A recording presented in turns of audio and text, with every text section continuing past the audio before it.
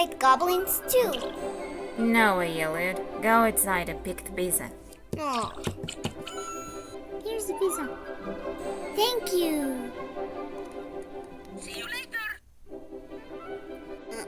What is that? Could it be a coyote? I'd better get him. Or should I look first? Oh my god, I'd better run. Mamma mia! Hey family, there's a goblin in the shed. What? That's impossible. Where's the pizza? Mommy, the goblin is real. Elliot, goblins are not real. No one believes me. Next day. Wow, there are scientists everywhere. Is the goblin an extraterrestrial? Oh no, what would they do to it? I have to find it first. With these candies, I can make the extraterrestrial come into this house. Candy. I knew it. I think that we are alone. I can hide you in my sister's closet. What is that? Elliot, what is that? This is the goblin that I told you about. What is that?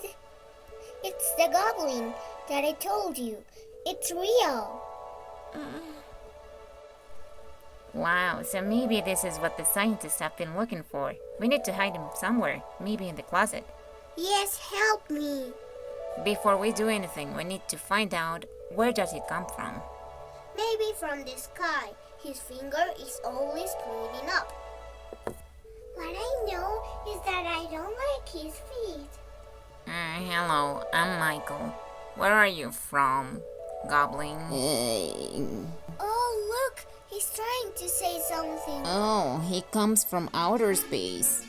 Meanwhile, the people looking for E.T. were getting closer. Next day. What is that? The cats are not here and the children are at school. It came from the closet. Only toys here.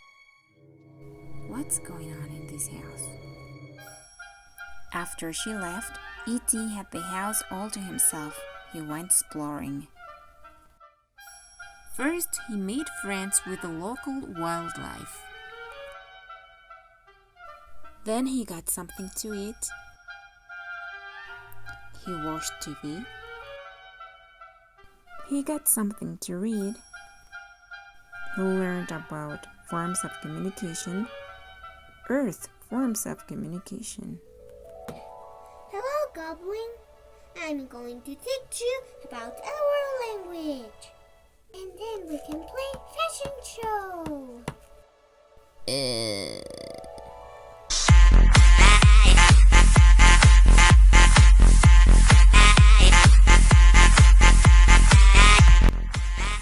Dirty, what are you doing?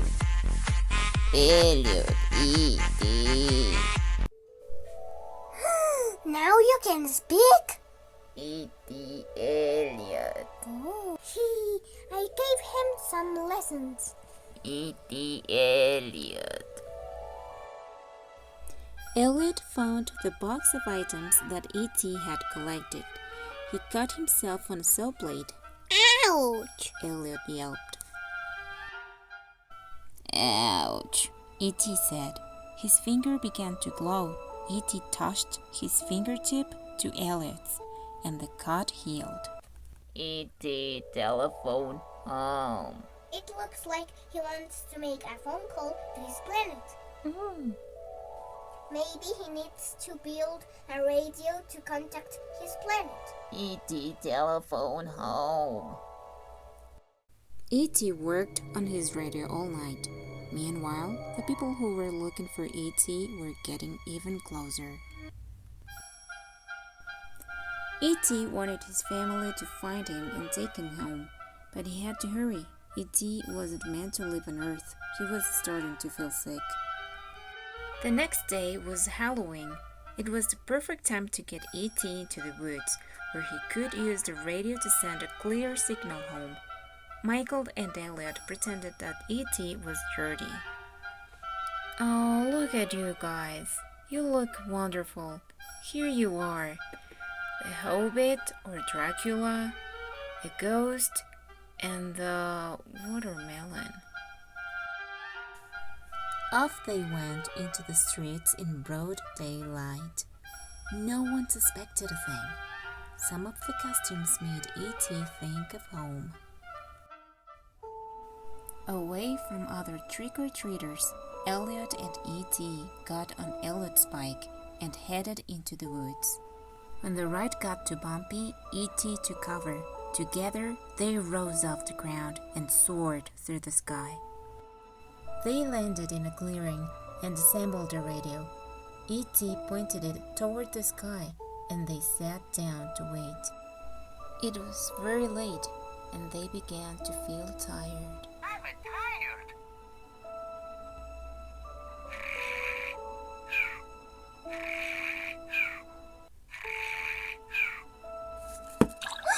E.T., where are you? By the time Elliot got home, the people who were searching for E.T. were at Elliot's house. E.T., here you. Where are you going to, E.T.? Oh no, they will take you to a lab now. You light up? E.T. telephone home. Does this mean they are coming? Elliot knew this was the last chance to help E.T. They told me to get the creature outside.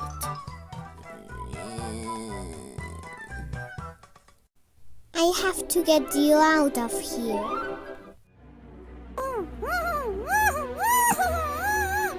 Oh no, they found out.